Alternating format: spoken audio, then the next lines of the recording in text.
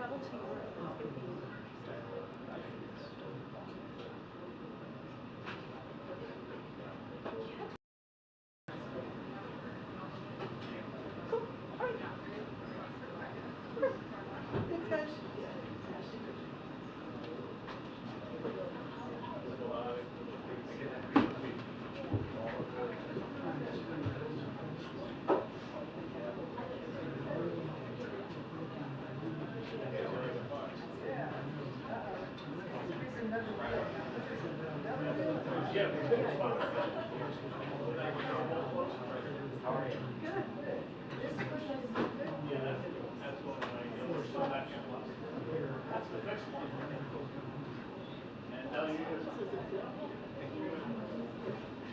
So it's hard to tell.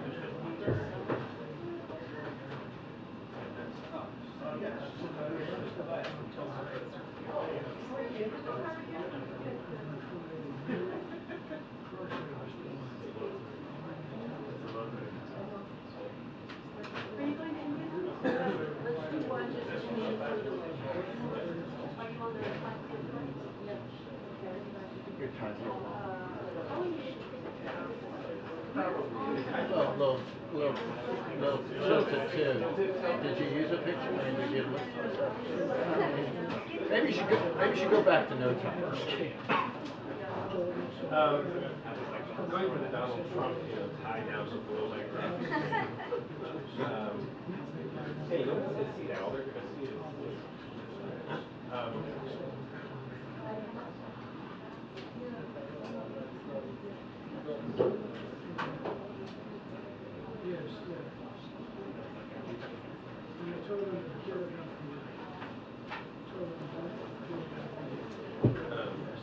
so Erica came away from her adventure in Hawaii and on the trip with many observations, but one of them is that Pfizer is F people around. She was like, he's the nicest guy. We enjoyed eating Thai food and That's what I yeah. She was very thankful. Oh, you're right. I'm letting you know that it's not for you. Well, that's not what she said. After that, we settled in. She tried to make up for it. That's not terrible.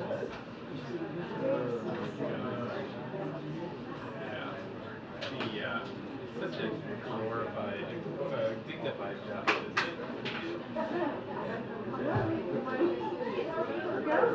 Did you treat her to your coffee shop? Like heaven. Was there any opportunity?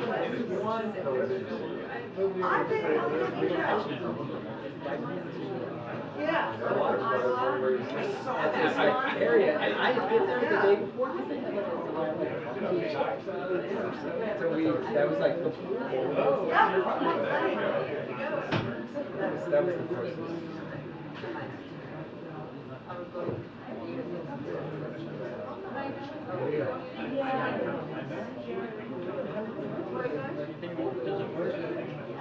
You know, I discovered over all these years that there's only one constituency that's so my wife really likes it, and so I sort of like to keep it even. She's kind of there's like always like when someone asks her, there's always like a pause. I like it. Or I told her that a friend said a nice thing, and that friend said prefers no beer to Elijah. And I said that my wife, I don't think likes it either. Eliza heard the story. Yeah. Paused. My dad's favorite story. My dad knew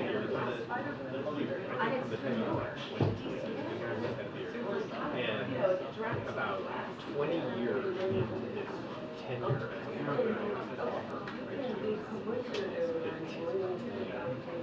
he, like the beginning of his Labor Day weekend or something, so Friday, shaves holding off head, right, and then looks in the mirror, Yeah. hates it immediately, and just starts go back again.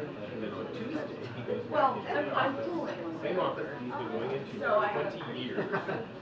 And, so we've got 3 days of growth. And like 10 people come up to him and say, hey, you growing a beard? It's like, what are you talking about? People are like strangely not observant. Yeah. No, I think I'll shoot something.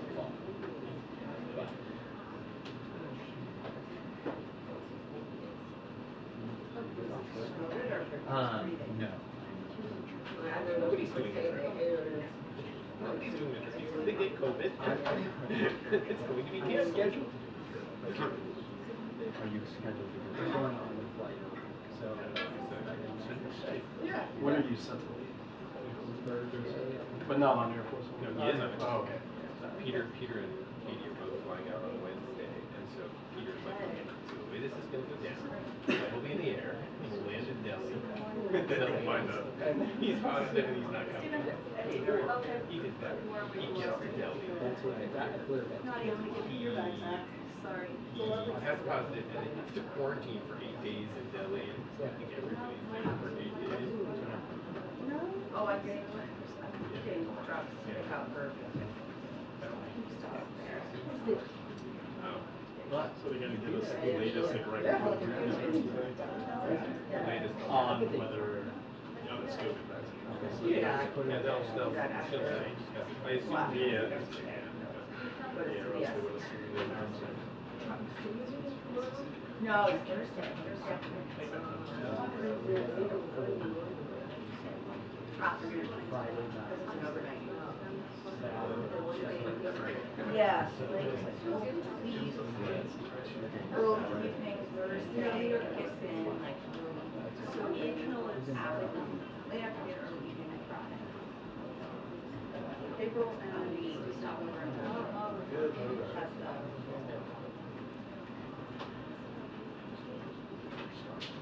which I guess it makes sense. Pretty much. Just thinking because I live in Korea.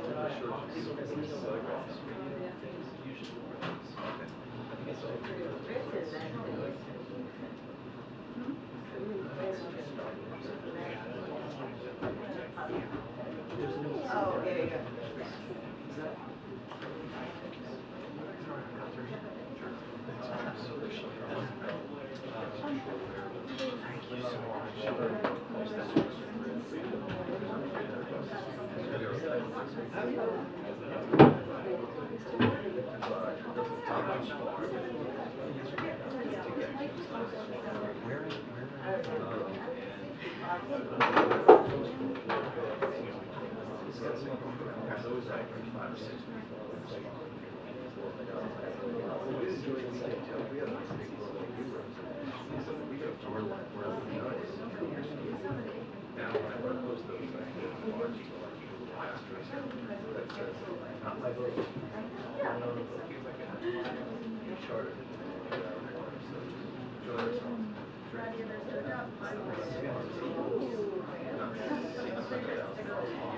yeah.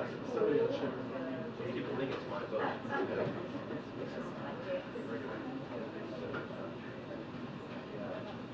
It'd be lovely with them.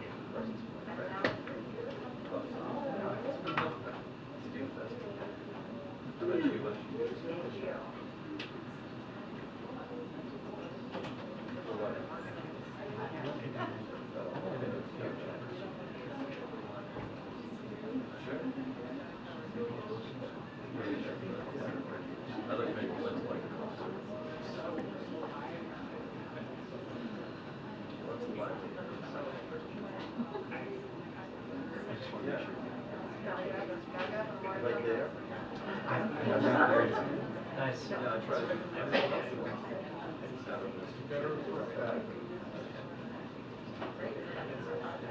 Smart.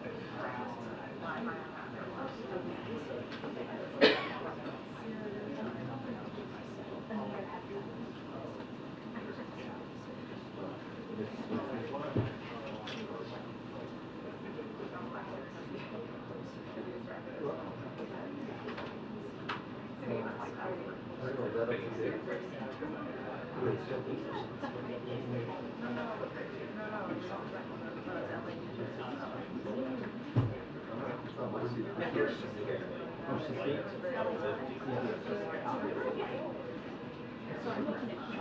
of the summer fling kind of program. There's no secret name on it.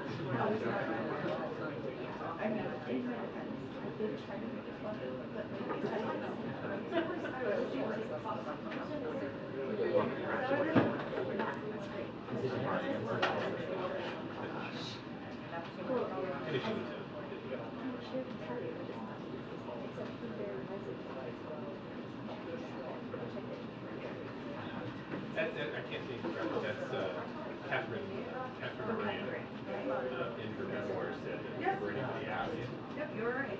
you know, how what was going on. She just said, I'm on chapter 7 because that was, middle of the road enough that nobody knew what to say, like whether that was good or bad, or, you know, whatever. And so they were like, oh. It kind of works. It's kind of like, oh, okay, so you're making progress. No, I did that. Like if you said I'm only on chapter 1, then there'd be a whole discussion about like, you know, what's wrong. If you said you're on chapter 31, then they say, oh, raise your case. Yeah. I mean, like chapter 7 is like, okay.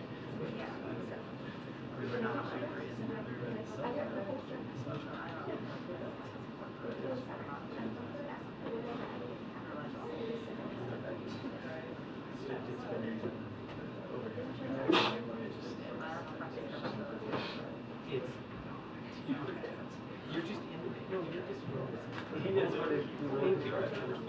after when the box arrives. Yeah, that's And it's the first time you see like a huge stance on your books.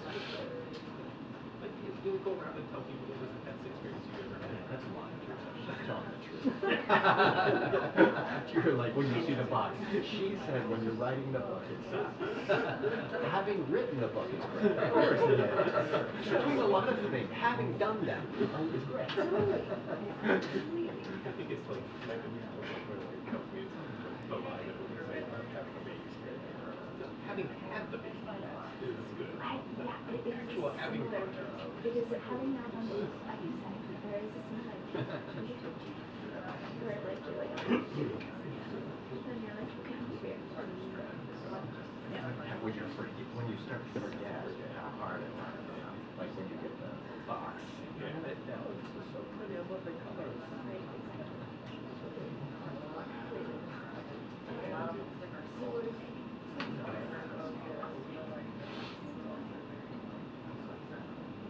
think it goes, and I think you have positive. I think they fly. They fly. Actually, But they do short spots. So I get to go with time.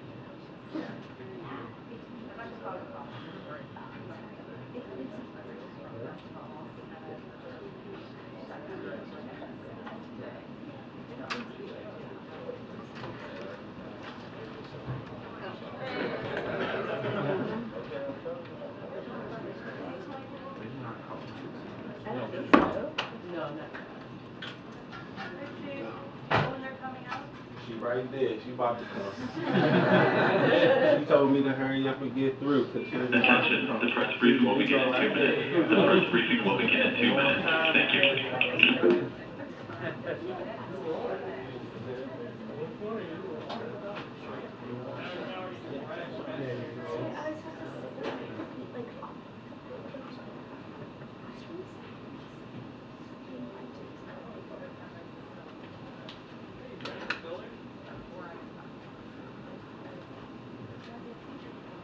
Hi. Safe.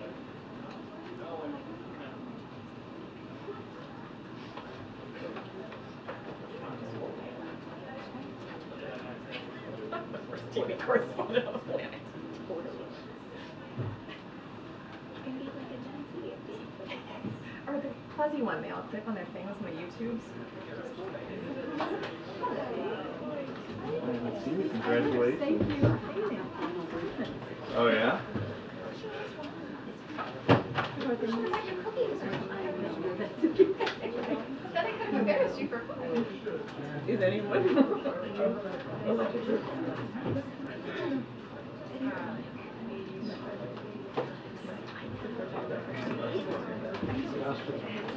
Okay, you work exercise. I was like, you can join me in the shame club of having a Acela status. Like, unlike airline status, it makes you feel cool. The Acela status is just like, really just like, I'm upper back.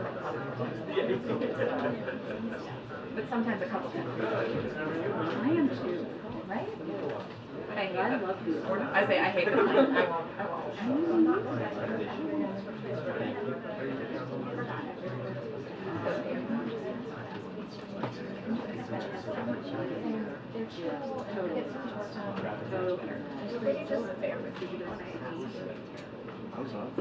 Good for you.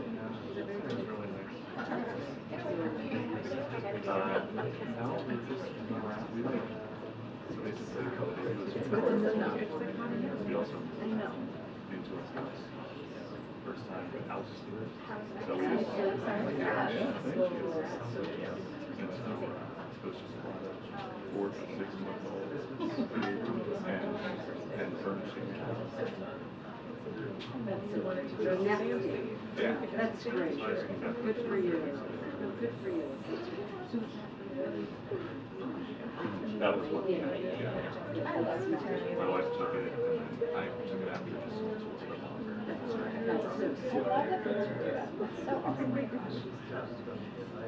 Did you take like a little bit of the front and then more of the back? All right. Happy Tuesday. Good afternoon, everyone. So before I turn things over to Jake, I have a couple of updates at the top, and then we'll get this going. So this afternoon, President Biden will award the Medal of Honor, America's oldest and highest recognition for valor, to Captain Larry L. Taylor, United States Army. On June 18, 1968, then First Lieutenant Taylor led a helicopter team in Vietnam that rescued a 4-man Army patrol unit, which had been surrounded by nearly 100 enemy forces. First Lieutenant Taylor and his wingmen braved intense ground fire for more than 30 minutes to provide aerial fire support until they were nearly out of ammunition.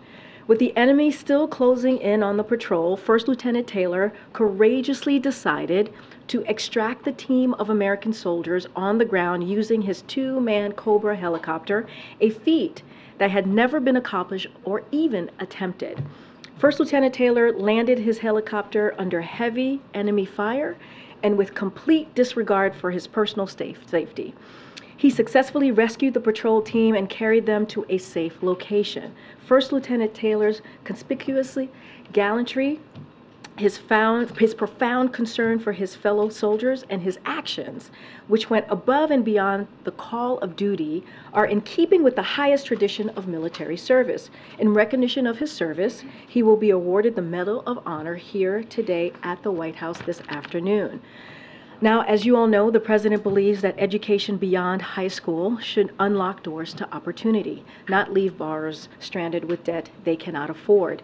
That's why from day one, the Biden-Harris administration has been working to fix the broken student loan system, make college more affordable, and cancel loan debt for millions of borrowers. In fact, to date, the Biden-Harris administration has canceled more than $117 billion in loan debt for 3.4 million borrowers.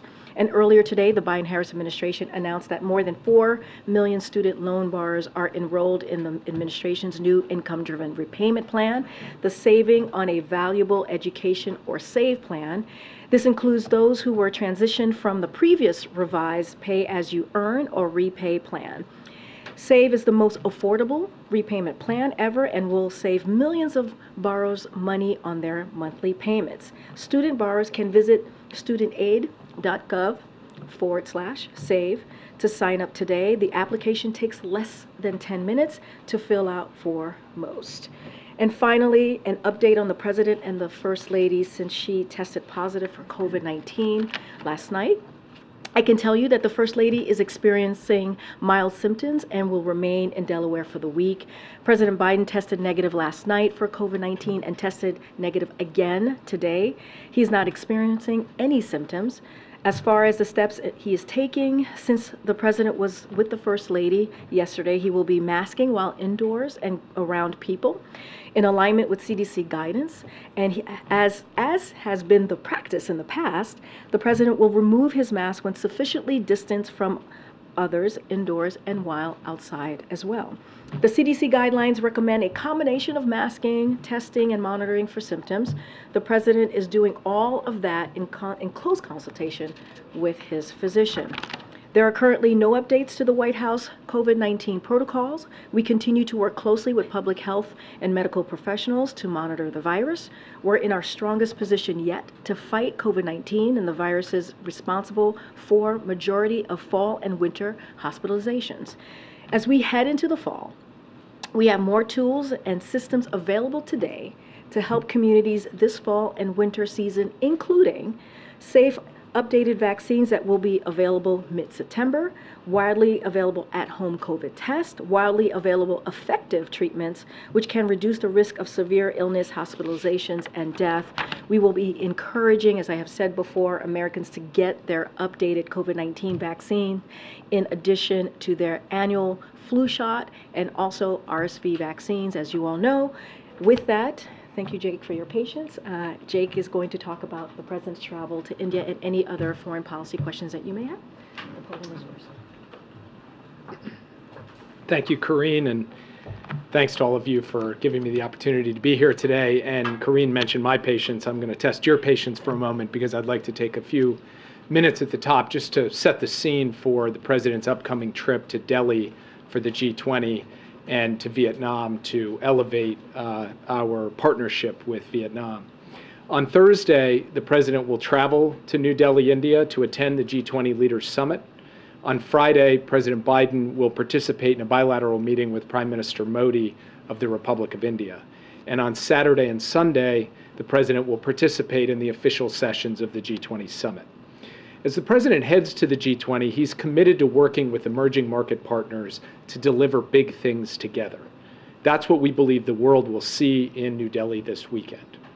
The United States' commitment to the G20 hasn't wavered, and we hope this G20 summit will show that the world's major economies can work together even in challenging times. So as we head into New Delhi, our focus is going to be on delivering for developing countries, making progress on key priorities for the American people, from climate to technology, and showing our commitment to the G20 as a forum that can actually, as I said before, deliver. And thanks to the leadership of Prime Minister Modi and India's presidency, we hope we'll be able to do all of those things. We're also looking forward to warmly welcoming the African Union as a permanent member of the G20, the newest permanent member. We believe that the African Union's voice will make the G20 stronger. Let me say a few more words stepping back about what the United States is bringing to the table as we head into this summit. Here at home, President Biden has worked to rebuild the American economy, as you've all heard him say, from the bottom up and the middle out, by making smart investments in the industries of the future while tackling climate change and empowering workers. And we believe that those investments are paying off. We think countries around the world, too, can benefit from a similar type of approach, and that we can help them as well by mobilizing investment to support them in tackling the challenges that they face. And that's one of our main focuses heading into the G20, delivering on an agenda of fundamentally reshaping and scaling up the multilateral development banks, especially the World Bank and the IMF. We know that these institutions are some of the most effective tools that we have for mobilizing transparent, high-quality investment into developing countries. And that's why the United States has championed the major effort that is currently underway to evolve these institutions so that they are up to the challenges of today and tomorrow.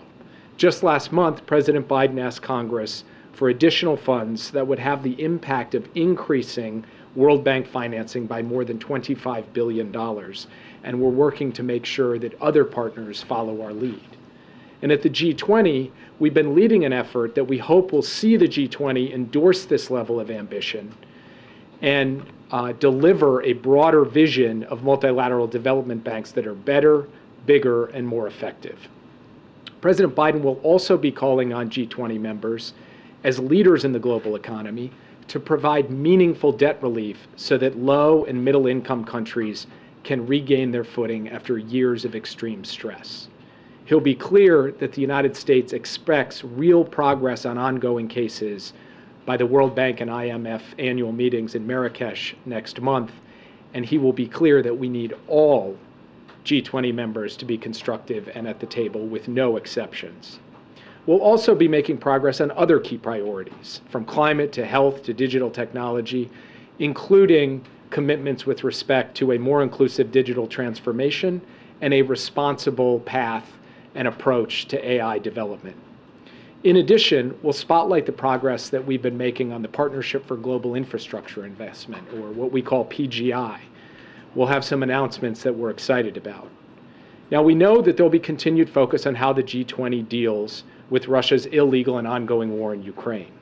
The reality is that Russia's illegal war has had devastating social and economic consequences, and the poorest countries on the planet are bearing the brunt of that.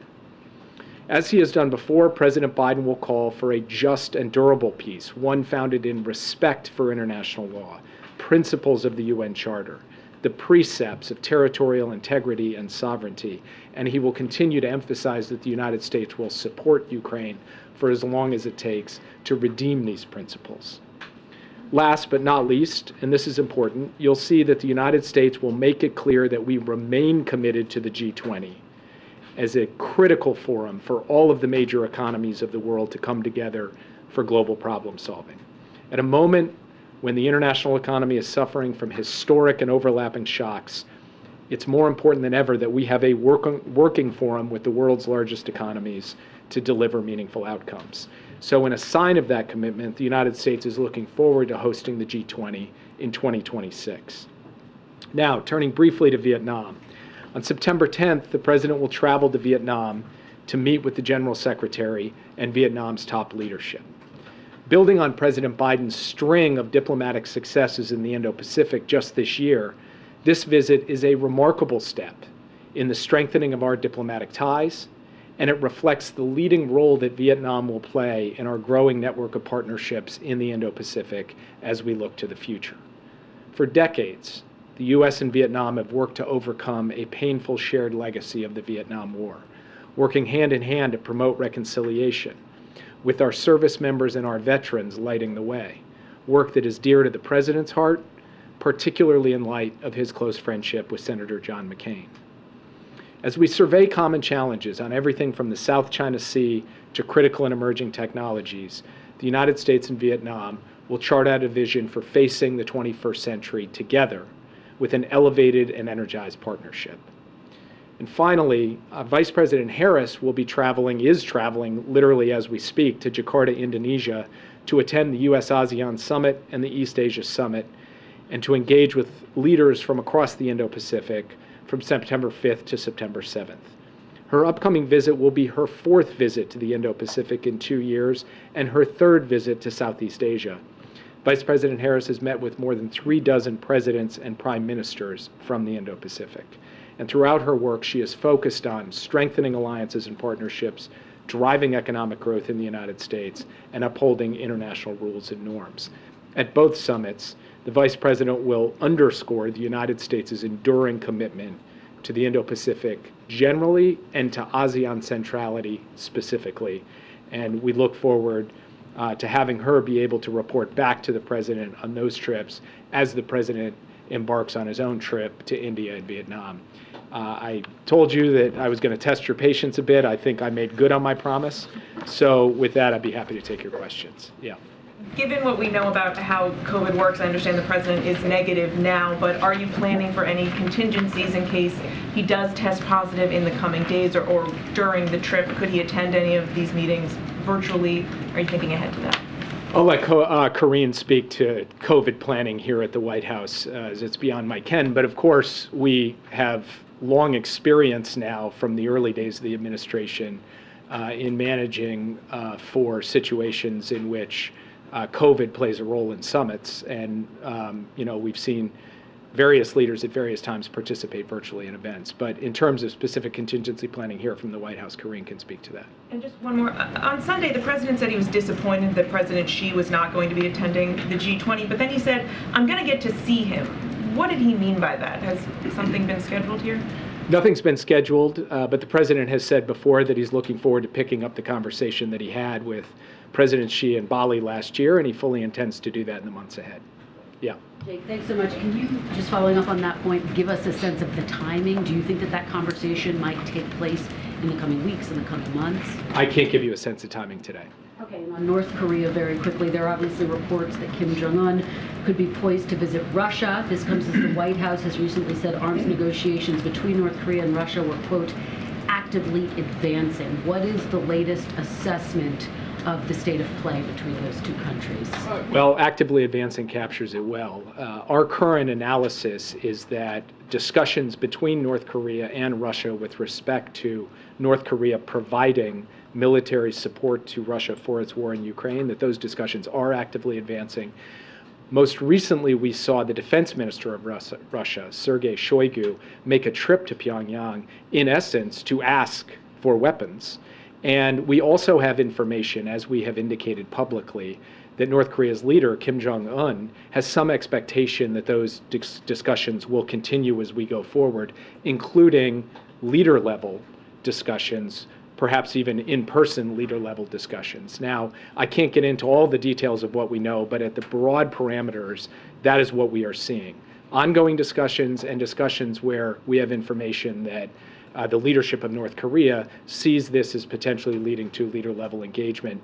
And I would just add that we have been discussing publicly the possibility of North Korea supplying weapons to Russia for quite some time. And the reason why that there is such an intense effort on the part of Moscow to generate this kind of support from North Korea is that we have continued to squeeze Russia's defense industrial base, and they are now going about looking to whatever source they can find for things like artillery ammunition. That's what we see going on now, and we will continue to call it out, and we will continue to call on North Korea to abide by its public commitments not to supply weapons to Russia that will end up killing Ukrainians. And any indication they're listening to those very public warnings that you've been issuing? Over time, we have not seen them actively supply large amounts of munitions or other military capacity to Russia for the war in Ukraine. I cannot predict to you what will happen at the end of this. I can only say that the discussions have been actively advancing, and the Russians have imbued them with an increased intensity, as reflected in the fact that their defense minister, their number one guy in their defense establishment, actually got on a plane and flew to Pyongyang to try to push this forward. Yeah. Jake, just wanted to talk to you about G20 for a second, but just to follow up on North Korea, could we get a little bit more analysis of how you think this is benefiting the North Koreans or what they want out of this? Do you think that part of this has to do with them getting less than they want from their traditional patron in Beijing? Do you think that the U.S. has any leverage in terms of what it can do here in terms of either providing food aid to the North Koreans or ratcheting up sanctions? Where's the room for movement there? So I can't speculate on North Korea's motives. What I can say is this. Providing weapons to Russia for use on the battlefield to attack grain silos and the heating infrastructure of major cities as we head into winter, to try to conquer territory that belongs to another sovereign nation, this is not going to reflect well on North Korea, and they will pay a price for this in the international community. We have also imposed sanctions, specific targeted sanctions, to try to disrupt any effort to use North Korea as a conduit or as a source for weapons going to Russia. We did so as recently as mid-August. And we have continued to convey privately as well as publicly to the North Koreans and asked allies and partners to do the same, our view that they should abide by their publicly stated commitments that they're not going to provide these weapons. What has changed in their calculus is not something that I can speak to. That's in the mind of Kim Jong-un, and he obviously will be the ultimate decision maker. But we will continue to look for opportunities to dissuade the North Koreans from taking this step, to get others to do the same, and to report to the world what we are seeing in terms of the actively advancing discussions that are taking place between these two countries. And then on G20, just cognizant of the fact that the State Department has blistering human rights reports out on both of the countries that Biden is going to, India and Vietnam, including passages about their restrictions on freedom of expression for the media, threats of violence, arrests, this sort of thing. Is that something that the U.S. journalists who are traveling with Biden should expect? And are you taking any actions to ensure their safety ahead of that trip? Well, first of all, the ability of the American press traveling with President Biden to be able to go to the G20 and cover the G20 in an unencumbered way is something that has been a serious priority for this White House, for me personally, as recently as just this morning. And we are putting our money where our mouth is in terms of making sure that American press will have all of the access that they need and are entitled to as members of the international press, as members of the White House press. Secondly, President Biden himself has spoken to questions related to democracy and human rights as recently as the state visit earlier this year. The United States, our position on these issues is clear, is reflected in the statements of our president. It is, of course, reflected in the reports that you're referring to. And when it comes to the trip to Vietnam, we believe that we have a powerful opportunity to advance our partnership in a way that will deliver for the American people and will deliver broader security, stability, and prosperity in the Indo-Pacific. But we also always raise issues related to freedom of expression, freedom of religion, and other basic human rights that are at the core of the Universal Declaration of Human Rights. This trip will be no exception to that. Yeah. What does it say about the state of Russian supply lines that they're asking of all people, the North Koreans, for help? And is North Korea able to provide artillery and the things you were talking about at a volume that could have any kind of meaningful impact on the conflict? We have asked our intelligence community that second question. It is a good question. Our visibility into both the question of quantity of stocks and then, of course, quality of stocks is somewhat constrained. But it's something that we will continue to look at carefully. I think there is an open question about how much material and what the quality of the material is that could be provided if it were to be provided. And then I think it says a lot that Russia is having to turn to a country like North Korea to seek to bolster its defense capacity in a war that it expected would be over in a week, that in September of 2023, it is going to North Korea to get munitions to try to continue to grind out on the battlefield in Ukraine. If I could real quick on the G20, my colleague asked the China question, but is the president scheduled to meet with Mohammed bin Salman or Erdogan or any of these other leaders that we might be interested in while he's there? I don't know who, I laugh because I don't know who fits on the list of who you might be interested in. It's like there are two categories, the ones you're not interested in and the ones you are interested in. We're interested in all of them. I'm the State Department nerd. I'm interested in all of them, however, those two specifically. All right. We don't have bilaterals scheduled with either of those two leaders at this time. I'm not going to speak to how the schedule will shape up over the course of the coming days. And as you know, there's a certain dynamic element to this, which is all of these leaders in a very confined space with time on the margins. So some of the bilateral engagements, as you saw last year in Indonesia, will likely be announced at the last minute. And we will do our darndest to make sure that they are done in a way where the U.S. press has the ability to participate in them. Yeah. Thank you. The Bali communique said that most members of the G20 condemned the war in Ukraine. What progress has been made in the last 10 months to get India and China on board with that position? Well, first of all, India signed on to the statement, most members. It was, as I recall, Russia who was the main objector to the proposition that so many of the other members of the G20 signed on to. I don't expect that Russia is going to flip its position on the Ukraine war this year. So to get absolute consensus on a statement on Ukraine is challenging because you've got Russia seated at the table, albeit not at the leader level because Putin isn't going to be there. But the fact that most members of the G20, as most members of the UN General Assembly, continue to hold the position that Russia's war was illegal in violation of the UN Charter and that this war must end on terms consistent with the UN Charter, that is the result of months of hard diplomacy by the United States and our partners, and it continues to reflect where international sentiment is on this issue. And what assurances has the administration received from Congress that the U.S. will be able to continue funding Ukraine's defenses going forward? Well, we are working closely with the Congress, as you know, right now on a supplemental funding package that the President has submitted, seeking funding through the end of the year. We've been working with both the Senate and the House. We've had constructive conversations on a bipartisan basis in both chambers. We believe we will be able to secure the necessary funding as we go forward. I'm not going to speak to assurances per se, but the conversations have been constructive, they've been positive, they've been substantive. And we anticipate being able to work our way through to a sound package so that Ukraine can get what it needs. Yeah. On World Bank reforms, on the one hand, you've talked about it not being about a specific country, that it's not about China. On the other hand, though, you have said that you need an alternative to the, quote, coercive and unsustainable lending through the Belt and Road Initiative.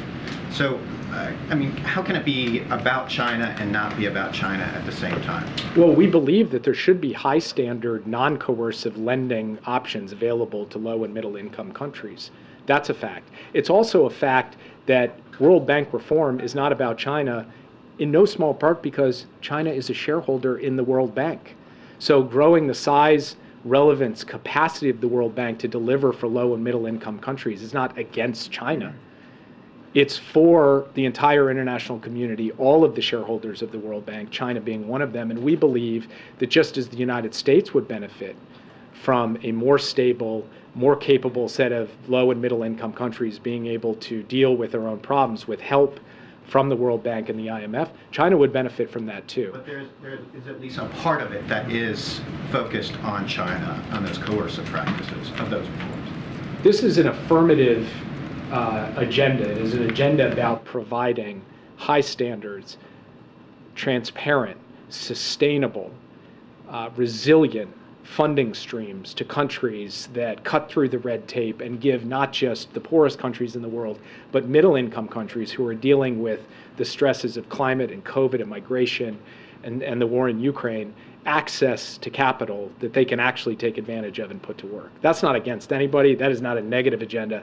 That is an affirmative agenda, positive agenda, and one that's been embraced not just by the United States, not just by our closest allies, but by a very wide range and diverse set of countries. And we believe it will be embraced by the G20 as a whole when we go to New Delhi. And if I may just finally, you mentioned China being the third largest shareholder. How does it impact that Xi Jinping won't be at the table when you're asking for these reforms? Does it change the pitch at all, or how does that change with them not being there? It won't change our pitch. You know, our pitch has been consistent working into the summit. President Biden will reinforce it. China will have representatives at the table, albeit not represented at the leader level, but the United States is going to put forward the same straightforward, in our view, clear-cut case for why this is so important. And more importantly, we'll also put on the table the fact that we are asking the Congress for financing to be able to make sure that the United States is not just talking the talk, but we're actually walking the walk. Yeah. Two on the Saudi announcement today and then one on China.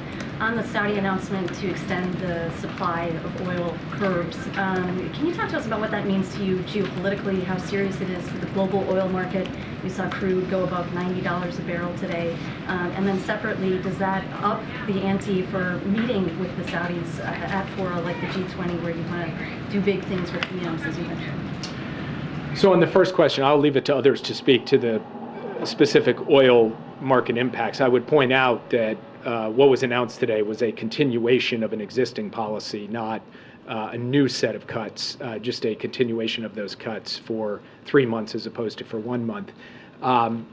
So as far as I'm concerned, the most important thing that the president is focused on is just trying to do everything within his toolkit to be able to get lower prices for consumers at the gas pump in the United States. It's really the price of a gallon of gas for the American consumer, not the question of which country's doing what here or there, that is going to be his ultimate metric for whether we're succeeding or not. Secondly, as I said before, we don't currently have bilateral meetings scheduled at the G20 to announce with any leaders I don't think that the announcement today is going to move us one way or another in terms of engaging with leaders at the G20. So, we'll make our decisions on that on the basis of a far broader set of considerations than any one policy. Does it change the calculation at all, though, for communications in the future with the Saudis? I mean, does it make it more pressing to engage with them on this issue?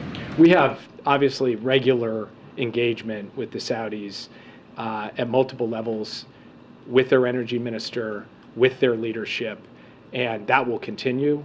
And we will make sure that they understand where we stand, and we will come to understand where they stand as well.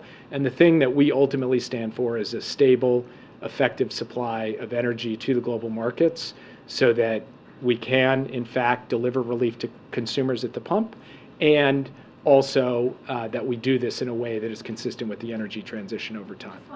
China, because my Bloomberg colleagues reported that Huawei has reached a breakthrough with its new smartphone that shows it's using the most advanced chips produced by Chinese chip maker SMIC. I'm wondering how concerned you are about this development, and does it prove that the U.S. export controls are failing, or that they're violating those export controls?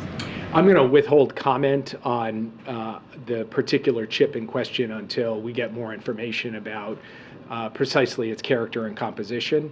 And from my perspective, though, what it tells us, regardless, is that the United States should continue on its course of a small yard, high fence set of technology restrictions focused narrowly on national security concerns, not on the broader question of commercial decoupling. That is where our emphasis has been. That's where it's going to continue, sort of regardless of the outcome. But in terms of characterizing the chip in question, that's something that we need to gain more information from before we make any definitive comments on it. Yeah. Thank you. Do you see the tension between India and China affecting cooperation, especially with the climate issue in the summit, and ultimately affecting the perhaps the results that could be achieved in this summit? And second, if you allow me, today Secretary Blinken spoke to both Israel Prime Minister and the Palestinian President. Shall we read into this as more than just a routine call and maybe a serious steps towards normalization between Israel and Saudi Arabia? And will the President meet with the Crown Prince on this summit? Thank you. I think I've answered your last question. With respect to Secretary Blinken's calls, I wouldn't describe them as run-of-the-mill or routine. He speaks with these leaders occasionally, but not every month. But it also does not portend any imminent breakthrough or action with respect to the question of normalization. It's an important moment for a check-in at a high level, and Secretary Blinken is well poised to do that given his relationships with both men and the central role that he is playing in efforts to explore whether in fact a broader normalization is possible. But beyond that, I won't characterize the call. As far as the question of tensions between India and China affecting the summit, really that's up to China. If China wants to come in and play the role of spoiler, of course that option is available to them. What I think the chair, India, will encourage them to do, what we, the United States, and every other member, virtually every other member of the G20 will do, is encourage them to come in a constructive way on climate, on multilateral development bank reform, on debt relief, on technology, and set aside the geopolitical questions and really focus on problem solving and delivering for the developing countries. Yeah. Thank you, Jake. I have two questions. Recently, North Korean Kim Jong-un said that it had tested tactical nuclear weapons by launching missiles. How is the U.S. analyzing this? The second question is, Russia Defense Minister Shoigu said that the North Korea-Russia maritime joint military exercises are possible. How are you concerned about this? We're staying in close consultation with both South Korea and Japan on the question of North Korea's advancing nuclear and missile capabilities. I don't have a specific comment on their most recent characterization. They're prone to making a lot of statements of a lot of different flavors.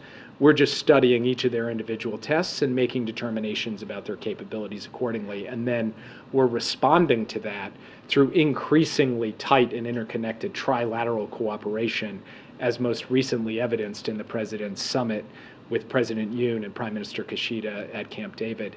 And then with respect to the comments by Shoigu on the military exercises, as far as I'm concerned, Russia looking to do more military exercises with North Korea, that's their business if they should choose to do so.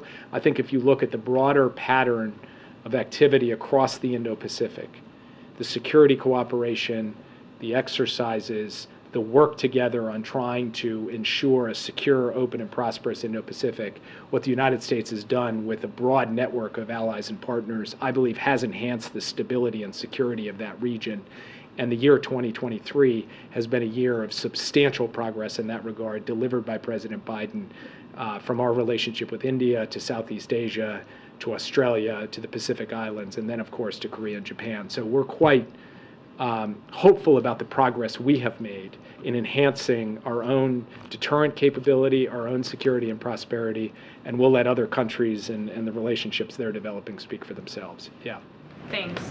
Brett McGurk is in Riyadh, and so are Palestinian negotiators.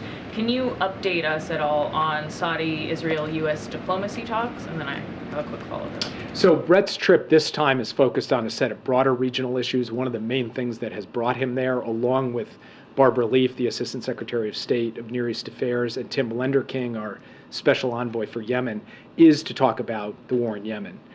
We are entering either our 17th or 18th month of a truce, the longest period of peace in Yemen in years, which has been delivered in part through painstaking U.S. diplomacy. We not only want to keep that going, we want to deepen it and get to a permanent peace in Yemen, and that's one of the main reasons that Brett is there. He'll also be meeting with the Crown Prince of Bahrain in advance of his trip here next week. And then, of course, he will speak to the Palestinians about the whole range of issues relative to the Israeli-Palestinian file. Normalization will be one of the topics on the agenda, but it's not the main thrust of this trip. And like I said before, with respect to the phone call Secretary Blinken made today, we don't expect any imminent announcements of breakthroughs in the period ahead. Does the administration support Palestinians' public demand, though, that they'll accept nothing less than statehood? I'm not going to negotiate from the podium on the question of normalization, how the various pieces fit together. Yeah. Jake, it seems like every administration, when it gets into office, complains about the problems it inherits from the previous administration. But how do you defend this administration's role with issues like Russia, China, North Korea, Iran? It seems like in all of those cases, our relationship is worse than it was before. Well, first of all, Russia decided to launch a massive land war in Ukraine. The United States has mobilized not just the West, but a coalition of dozens of countries, and more than 140 countries have voted for a UN General Assembly resolution condemning what Russia did. If you look at the U.S. leadership in that regard, we have stopped Russia from being able to take over a sovereign state. We have ensured that Ukraine will continue as a viable, free, sovereign democracy out into the future, in the support we have given to the brave and courageous Ukrainians out there on the front lines. I think the story of how the U.S. has stood up to Russia and galvanized the world to do so is a significant achievement of President Biden, and one that we expect to continue. With respect to China, I'm not sure I'd agree with your characterization of the previous administration, but I'm not interested in comparisons. We're taking our own approach on this, which is to ensure that we compete intensively to put the United States in the strongest position possible, while at the same time managing that competition so that it doesn't tip over into conflict. We believe we are managing the competition effectively. And from the question of what we inherited to where we are today, if you look at the U.S. economy and you look at China's economy, if you look at the U.S.'s alliances and the strength that we have built up in the Indo-Pacific and beyond, we feel very good about the strategic position of the United States in terms of the unfolding competition. With respect to Iran, I would just point out that under the administration before the previous guy, Iran's nuclear program was in a box. The last guy let it out of the box. We are now trying to manage the results of that decision, and we are doing so while deterring Iran from going for a nuclear weapon. We have thus far been able to do that. It's something we remain vigilant about every day. And finally, with respect to North Korea, the previous administration believed that if it simply engaged in summit-level diplomacy, it could end North Korea's missile and nuclear program. By the time we took office, North Korea's missile and nuclear programs had accelerated dramatically. The most important breakthrough we had seen from them, the first test of an intercontinental ballistic missile, that didn't happen on Joe Biden's watch. That happened before he came to office. So we are dealing with the inheritance not just of the last administration, but multiple administrations on North Korea. And we are doing so in a way where we have drawn more closely together the U.S., Japan, and Korea in a historic summit that has strengthened our capacity to deter and defend the interests of the United States and our allies and partners going forward. So if you look at the overall position of the United States as it relates to those 4 countries, as it relates to our broader alliances and partnerships, and as it relates to the underlying sources of national strength, our manufacturing, our infrastructure, our technology, all of this, we believe we will leave better than we found it by the time President Biden exits this office. Yeah. Thanks, Jake. I wanted to return to the Ukraine supplemental, and you said that you believe that you'll be able to secure the necessary funding. I was hoping you could talk a little bit about why you believe that and whether it's getting harder to get those supplementals through Congress, and also why the administration doesn't do more to sell the American public on the need for those requests. So, on the first question, our view is that the strong bipartisan support for Ukraine in the Congress, in both the House and the Senate, has been on evidence, has been on display, not just in the past votes for Ukraine funding, but in the current public statements of critical members of both parties in really important positions in the Senate, as well as key chairs of committees in the House. And so we believe that there is still, while there are some dissonant voices, a strong core on a bipartisan basis of support for ensuring that we continue to provide Ukraine with the support that it needs, because it's fundamentally in America's national interest to do so. And with the question of quote unquote selling it, the president has made clear repeatedly since this conflict began what the stakes are for the American people. That letting Russia run roughshod over Ukraine would put Europe at risk, and we know what happens when a marauding, aggressive, hostile power places the continent of Europe at military risk. It comes at much greater cost, not just in American treasure, but in American lives later. And so let's make the investments now to ensure we uphold the fundamental rules of the international order. The president has made that case repeatedly. We believe if you actually look at where public attitudes are, that they have been surprisingly resilient despite the constant assertion that the bottom is going to fall out from underneath them. And similarly, we believe support will hold up in the Congress for us to be able to continue to provide Ukraine with the support that it needs. But we don't take that for granted. That's something we need to go work at every day, consult with members, ensure we're answering their questions, ensure accountability for every dollar that's spent, ensure that our allies and partners are stepping up and doing the burden sharing so that they're carrying their fair share of the load. We're doing all of those things too. And I think in a dynamic discussion with the Congress, we believe that we can secure a good funding package when all is said and done. You feel like support is still steady rather than eroding in terms of monetary support for Ukraine? What I will say is we believe that there is still a strong base of bipartisan support in the Congress to pass a material package that Ukraine needs to be able to not just sustain its gains on the battlefield, but also to ensure that those gains can be consolidated and not rolled back as we go forward. Yeah. Thanks, Jake. A member of your team said in recent days that the administration's actively negotiating with the Maduro regime in Venezuela about exchanging sanctions relief for concrete steps toward democratic elections. Do you believe that Maduro has any actual interest in democratic elections? Look, I'm not going to speak to promises, pledges, hopes for the future. The administration's position has been clear and consistent for a long time. We're prepared to engage in discussions about specific sanctions relief in return for concrete steps that lead us towards a free and fair election. So our measurement is not about promises, it's not about what we may get on the come, it is about getting clear, concrete benchmarks and steps along the way. And I'm not going to characterize any current diplomatic discussions in that regard, just to state that that is our North Star. We're going to judge by actions, not by words.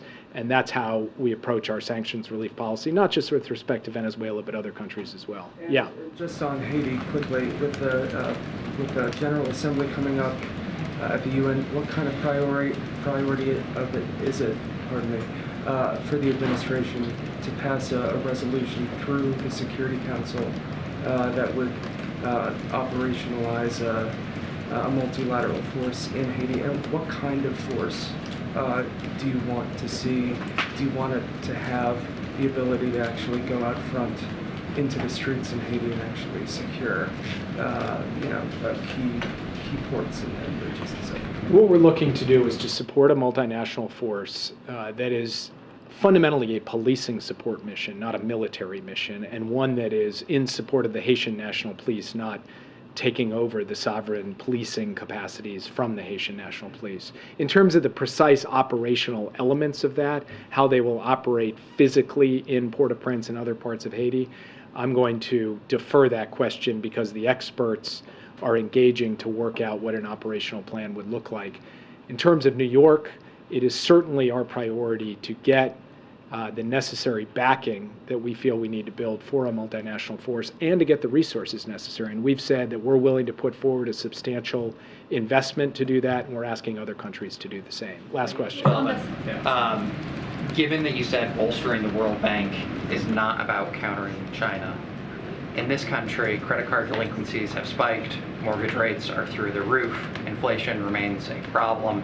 Meanwhile, the federal deficit this year has almost tripled, and the president wants to increase funding to foreign nations through the World Bank. How is that fair to citizen in, say, Scranton? Look, I think citizens in Scranton recognize that problems that happen overseas don't stay overseas. They come here too, at great cost to working people. COVID came here from overseas. When there's massive debt or instability or conflict elsewhere, it has a drag on the global economy, and America is part of the global economy. So our perspective is that for a modest investment from the point of view of the overall size of the U.S. budget to put into ensuring greater stability, greater prosperity, greater capacity in the rest of the world, that is going to end up reducing the costs and burdens on working people in Scranton or Minneapolis or any of your all's hometowns. And frankly, that's not some novel idea. That has been a bipartisan commitment of the United States for decades. And even the last administration, the biggest skeptic of all of this, made investments in foreign aid because those investments are in the naked self-interest of the United States as well as being the right thing to do. Thank you, guys. Thank you so much, Jake. Thank you, Jake. I just have two things, and then we have a few minutes to take a couple more questions. The first one, I actually don't see her in here. It's April Ryan's birthday. I thought she was going to be here. She's not here. Happy 21st birthday, April. And then the second thing is I want to say congratulations here to Kristen Welker on her last day. We were talking earlier, and you said you have covered the White House for about a decade, which makes you, what, I don't know, 30 years old? 30. That's great. So in all seriousness, we will miss you, and we are incredibly thrilled and excited for you and your new adventure in a different Washington institution, if you will. And so we will be watching. Please keep in touch. And of course, book our people, as you know. But seriously, in all seriously, this is just for me personally, it has been a joy working with you, and I am so thrilled to have you, to see you in this new role that is going to, I think, little girls and boys are going to watch you and hopefully be inspired by everything that you do every Sunday. So as they have been these past 10 years. So thank you. An incredible honor to cover this administration, the White House, for the past decade. So thank you for that. I really appreciate it. And thank you to all of my incredible colleagues. All right, Kristen, go forward. Okay, go ahead, Colleen. Okay, it's my birthday. Oh my gosh. Jane, happy birthday. It's my birthday. Oh, all right, Mr. Scheer. Happy birthday, and hope you have a wonderful, wonderful day. Thank you. Yeah, I know April and me, same birthday.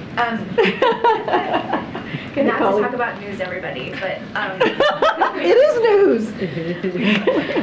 Okay, the COVID protocols for the president. Is he going to test every day before he gets on the plane? Does he have to mask when he's in India? I think there are not. I think the protocols for the G20 are that there really aren't any. So I wondered sort of what's going to happen going forward with the president while we're watching? So what I can tell you is that the president certainly is going to test on a regular cadence determined by his physician. Of course, all travelers, including the president, will test before traveling to India. So that is certainly something that the president will do. As I mentioned, the CDC is following CDC guidelines. The CDC does not recommend testing every day after a close contact. That is their recommendation. Again, we're going to follow the CDC guidelines. They recommend a combination of things, as I mentioned at the top, which is masking, testing, and monitoring for symptoms. He has no symptoms.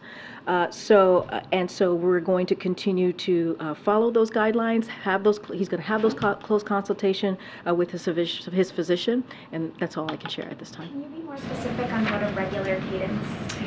Regular cadence is up to really in consultation with his physician. I can tell you right now, as I said, all travelers are certainly going to test, right, before they head out to India, and that's including the president. So that is something that's happening in I don't know, we're leaving on Thursday, so there you go.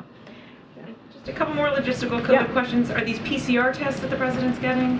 That is something that the physician decides on. I just don't have that information. And just reiterate again to us, what is the current COVID protocol for anyone meeting with the president? Like senior staff, those who meet with him every day, brief him. Are you all still tested? So anytime we're around any of the principals, we do test. That has been the way we have moved forward for the past almost 2 years here.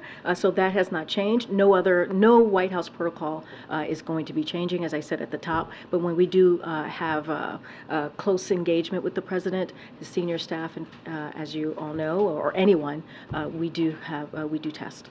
And just a broader COVID question. We recently did an interview with Dr. Deborah Birx, and she said that American leaders are living in a fantasy world amid this latest COVID surge. She said that next month's vaccine booster is coming way too late. What's your response to that assessment, which she shares with some other experts as well? I mean, are you confident that you are as prepared as you can be and that this booster is going to work? Well, look, we know that we have made historic progress in this nation in this ability to manage COVID, right?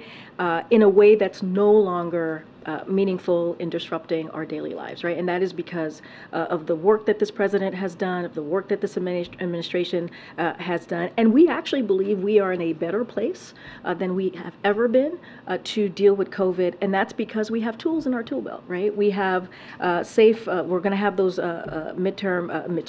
mid-September vaccines, which is going to be incredibly important. We have these home at-home tests, which is absolutely important. We have these treatments that we know are effective, so that we can reduce severe illness, we can reduce hospitalization, and we can reduce death. So look, we listen to the experts, the scientists. That's what we do here, and we're going to be continuously working with them, certainly in coordination. CDC and FDA announced these midterm. Why I keep saying that? These mid-September, yowzer! These mid-September. It passed. It passed. So I'm safe. Anyway, so these mid-September vaccines, which are going to be incredibly, we believe, important. If it's also done, let's not forget, the flu vaccine and also the RSV vaccine. All of those things are important, and this is something that the president had made sure that that is available. We feel, again, we are in a very good position to deal with COVID-19 in the fall, and we're going to continue to listen to the experts as we move forward. And just one more. Jake noted, obviously you have some experience on attending summits virtually if need be, but when you look ahead to what the next week looks like and could look like, are you actually thinking logistically through this? Should the president, were he to test positive, so halfway there, or I'm just not going to get ahead of that. What I can say right now is that we do not have any changes to any updates or changes to his travel. The president tested negative yesterday. He tested negative this morning, and he has no symptoms. He's feeling good. You're all going to see him in about an hour and see for yourselves. Of course, he's going to be very cautious, and he's going to wear a mask as the CDC guidelines suggest or request. And so you know, that's how we're going to move forward. We just don't have any updates and changes. I'm just going to just repeat what my colleague Jake said, is that of course we know how to move forward in these situations, but again, you know, we feel we don't have any updates in any schedule, and the president's feeling fine, and we're going to move forward. On COVID, just to follow on that, is there, the president did have a bit of a cough yesterday during his speech. I'm just wondering if he had any other symptoms or if there's any concern around that. No symptoms at all that's related, that would be related to this current conversation that we're having. Okay, and then you mentioned the mid-September vaccines, and I'm just wondering, because there is this spike of kind of incidents that are happening, is there any concern that that is coming just a little bit too late in terms of the immunization that is in the population now? No, totally understand the question. That is, you know, the experts feel that, and again, we listen to the experts, CDC, FDA, they got to go through their process in getting these vaccines done and ready to go. That's going to be mid-September. We're, September, I don't know, 5th? What is it, right? So we're not far from that, from mid-September. And we're going to do our job as we do every time when it comes to new vaccine or any of the tools that are out there. We're going to make sure that we encourage Americans to get those vaccines. We know that these vaccines work, right? We know when people stay up to date with their vaccine, that works. And so that's where I'll certainly leave that. But look, we have seen we've experienced increases in COVID-19 during the last 3 summers, so it's not surprising that we're seeing an uptick in this long period, right? It's been a long period of declining rates, so this is not surprising. But again, we're going to make sure that when these mid-September vaccines are available, that we're certainly going to let folks know and give them the information that they need, and also remind them to take your flu vaccine and also RSV shots. All 3 are going to be key and critical as we get into the fall. Go ahead, Joey. Yeah, if President Biden does test positive for COVID in the coming days, we can assume he's not going to travel to India. I'm just not going to get into hypotheticals. I'm really not. There's no updates to his schedule. That's where we are right now. He tested negative last night. He tested negative today. That's what matters. He's not having any symptoms. I'm just not going to get into hypotheticals. Good, Karen. Just a quick follow, and then I want to do another topic if I can. Yeah, for sure. So when should we expect the next test update from you? You said the CDC is saying not every day, but he's doing it based on doctors' recommendations.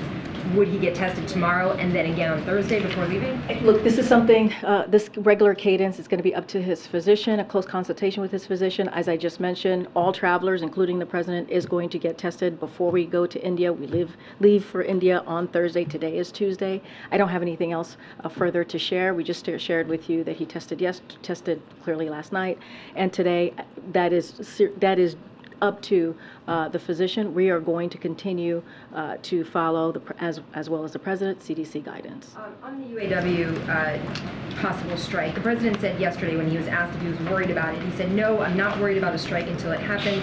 I don't think it's going to happen. The head of the UAW said he must know something we don't know. Why is the president confident a strike will not happen? I mean, as you know, Karen, as someone who's followed this president very closely for some time now, he's optimistic. He is an optimistic person, and he's going to continue to remain optimistic as these negotiations continue, and that it will result in a win-win. And remember, this is a president that believes in collective bargaining. He believes on both sides coming to the table, and that with the UAW being at the heart of an electric vehicle future made in America with good-paying union jobs, we believe this is a win-win, right? We believe this is incredibly important, and so we believe as well auto workers should get the wages and benefits they deserve. This is a president that has been very consistent and has been has said that over the last 2 years. So he's optimistic that both sides are going to come to the table and come to an agreement, as we've seen with other situations where there was collective bargaining, where both sides came in good faith and resulted in a good outcome. And so he's going to remain optimistic.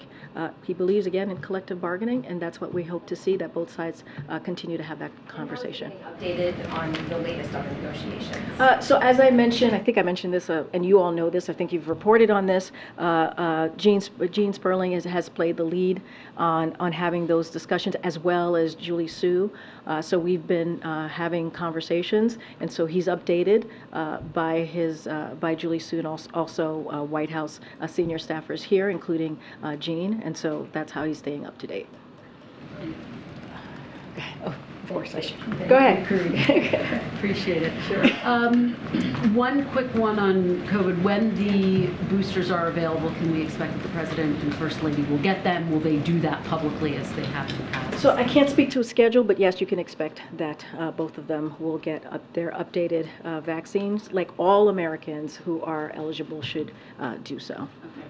And then on the potential government shutdown, I understand that the action is largely on the Hill right now, but how does the President see his role in trying to avert a government shutdown at this point? So look, and I've said this over and over again, and I'll continue to say this, there is no reason for Congress to shut down the government. Absolutely none. They should keep their word, and they should do their job, which is keeping the government open. And we have to. It is critical. It is important. We just heard from the National Security Advisor, right? It is important to fund these incredibly vital programs that American people need, and also our troops' needs and emergency needs that we have.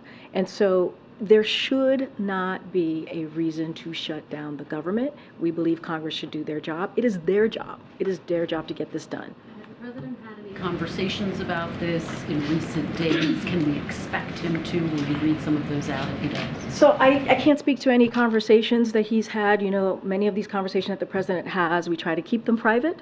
I can say, and you've heard from Jake, he said that there's been extensive conversation on the supplemental specifically to Ukraine on both the House and the Senate side, and how we truly want to see this continue to be a bipartisan effort moving forward. And just more broadly, as you're asking me about the budget, look, you've heard me say that OMB Director Shalonda Young has been very much involved in these conversations. Our Legislative Affairs Office has been very much engaged in those conversations, and that's certainly going to continue, because it is crucial and it is important that we continue to fund these vital programs. Just very quickly, finally, Karine, there's been public reporting that he would support a short-term CR, but is that in fact the case, that he would sign a short-term CR if that case? So look, we believe that it is going to be up to them, right, up to Congress, what they decide to do. So I'll certainly defer to them. But look, again, the government should not be shut down. It should be funded, these vital and critical programs that American people need. I'm not going to, look, I'll say this. It's clear, because the fiscal year is coming to an end, that Congress will need to pass a short-term continuing resolution to keep the government running. That is clear. That is where we are right now. And I think I've said this before, OMB has provided technical assistance, I talked about this last week, to ensure there are no disruptions to impact programs the American people rely on. As far as how long this should go, or I would have to refer to Congress on that specific thing. Go ahead. Thank you, Karine. President Biden is the oldest president in U.S. history. Why does White House staff treat him like a baby? No one treats the President of the United States, the Commander-in-Chief, like a baby. So there's this book that says, that's ridiculous. When staff walked back what sounded like a call for regime change in Russia, the President, quote, rather than owning his failure, he fumed to friends about how he was treated like a toddler. Was John Kennedy ever babied like that? So look, I'll say this.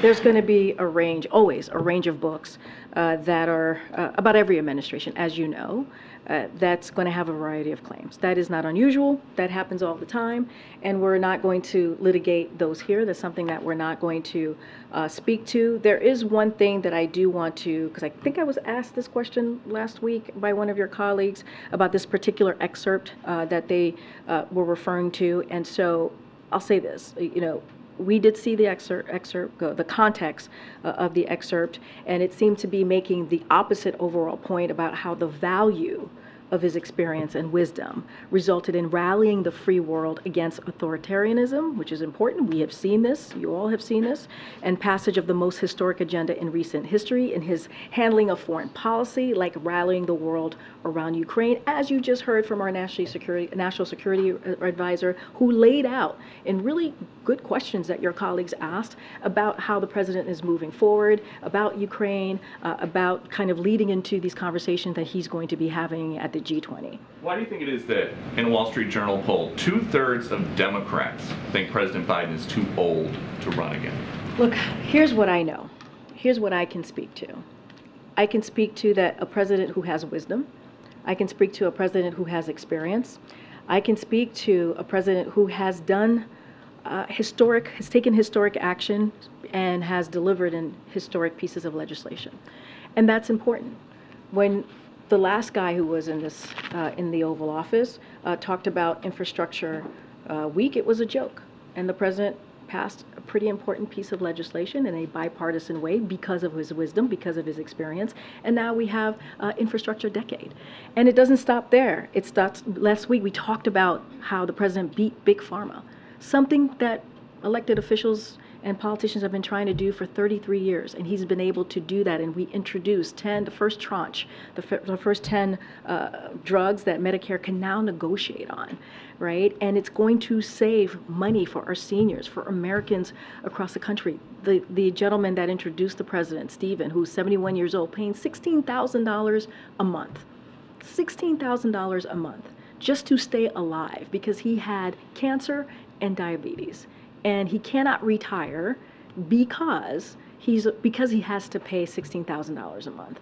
And because of the work that this president has done, he doesn't have to do that anymore. And I'll say one last thing. I know you have a follow-up, probably about 5 more, but let me just say this one last thing, is that the interesting thing about this is that the president has done these historic pieces of legislation, whether it's the bipartisan infrastructure legislation, whether it's the American Rescue Plan, whether it's CHIPS and Science Act, whether it's the Inflation Reduction Act. There are some Republicans, right, in the House, in the Senate, that did not vote for any of these legislations that I just laid out, who go back to their state, go back to their district, and take credit for something that the president did. So this is not unusual.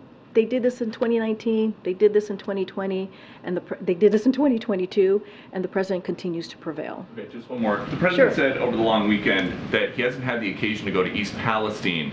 I just haven't been able to break. The derailment was on February 3rd. President Biden has not had a break since February 3rd. The president will go to East Palestine. He promised that he would, and he will. You saw him. So he was not on a break when he was in Lake Tahoe? I will say this again. The president is going to go to East Palestine, as he has said that he is committed to do. You saw him just this Saturday visit a rural area, right, that was devastated. Some parts were devastated by Hurricane Idalia, and he was there with the First Lady. They were able to hear directly from the American people, and he was able to talk about what is it that they need. What else do they need from the federal government? So the president is going to go to East Palestine. I don't have a time or date to announce at this time, but he will go. Thanks, Karine. Given recent events, is there any plans to alter the vice president's schedule and pivot her since she's already in Asia to have her in place in case the president? I just don't have any details or updates to share on travel. To follow up on my colleague's question, can you explain why you can't share or won't share the cadence of the president's testing with us? It seems like a pretty basic question. It has nothing to not share the cadence. I just shared with you yesterday. He took a test and it was negative. Today he took a test and it was negative.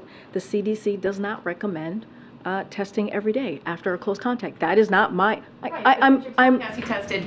I'm just saying. I'm just trying to play logic here. You told us the times he tested previously, so it would be helpful if we know. Because it already happened, my friend. It already happened. It already happened, right? Right. So therefore, I can tell you that he took a test because it already happened, right? And I'm telling you right now, it is up to the physician and in close consultation with the physician. CDC. The guidance from CDC recommends that, or says it does not have to test, someone with a close contact does not have to test regularly or every day. So that is the seed. Okay, well then there should be no confusion. We just explained that he tested. I just explained he tested yesterday. He tested. I was just wondering if you could have an explanation as to why you don't want to share. I just explained it. I literally just explained it. CDC does not. No, CDC recommends. That testing does not recommend testing every day. That's something that CDC, we're following CDC guidance. I just did in close consultation with the physician. That's what's going to happen. The physician's going to decide when the testing is going to happen. That's it. That's the answer. I don't have anything else for you. That is the answer that I'm giving you. In close consultation with this physician, CDC does not recommend testing every day. That's it. Go ahead. I'm going to call Sabrina. Go ahead. Thank you, Karine. I know Jake wouldn't speak to the components of a possible normalization agreement between Saudi Arabia and Israel, but Prime Minister Netanyahu has said that the issue of Palestine is more of a checkbox in the negotiations. Does the White House agree with that assessment? Look, I'm not going to go beyond. Jake laid out pretty well about our position there, the meeting that Brett is doing in the region, especially as it relates to Palestine as well. I don't have anything. I'm not going to go beyond or further to what the national advisor shared. I'm going to go around and take one. Yes, yes. Go ahead, Brian. Go ahead, Brian. Thanks a lot, Brian. Karine. I was going to ask about the deficit. Yeah. The federal deficit is projected to increase this year over last year. During Biden's term, it decreased in the first 2 years. It's going to increase this year. What's President Biden's response to that, and what's his assessment of the reasons that the federal deficit is increasing? So a couple of things, and I know one of my colleagues have spoken to this before. Deficits from year to year can be volatile, and so that's kind of how we have tracked that. But the reality is the president has a real plan, as we've laid out multiple times, to reduce the deficit, and we don't see Republicans having a real plan.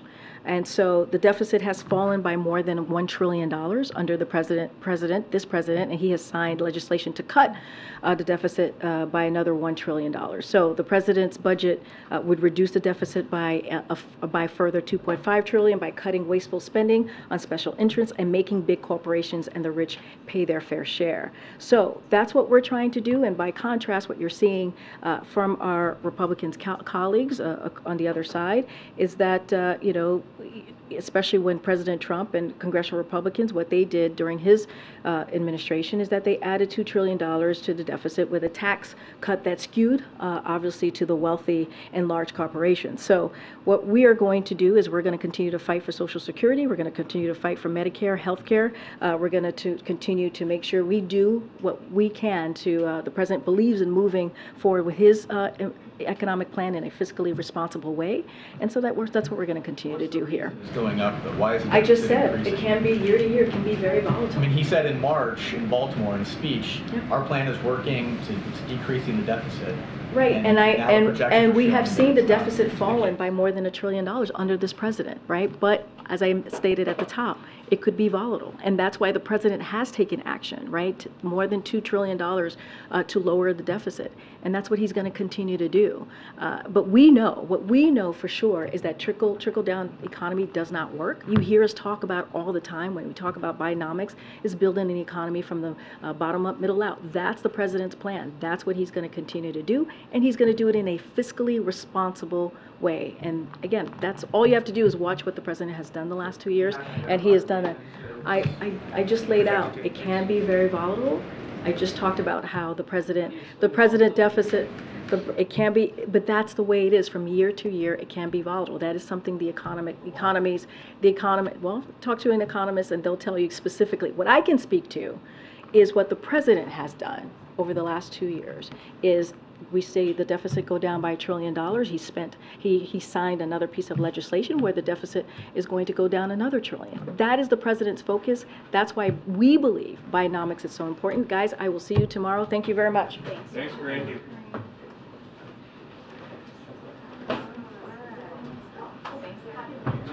Thank you. I have like a cough at the moment.